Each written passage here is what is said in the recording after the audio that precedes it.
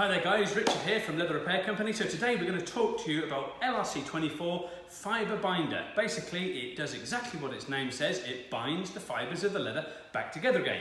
So where you've got severe scuffing, something like on a bolster or the base of a seat, and all the grain's basically almost rubbed off and it's sort of almost gone to suede and looks a little bit furry, a bit like this section is right here, you would use the fibre binder to bind these fibres all back together again. So you'd get the bottle, give the bottle a little bit of a shake, like so.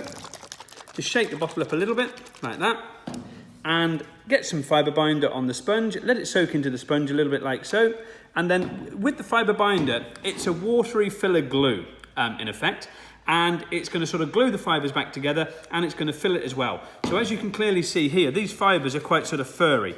And if I sort of drag my fingernail over it, you can sort of see them moving around. So what this does is you allow these to soak into the fibres of the leather like so. And you can put on a good couple of applications. And the purpose of this is to obviously make sure that the fibres are all binded back together again. You can speed that up with a hairdryer if you wish to dry that.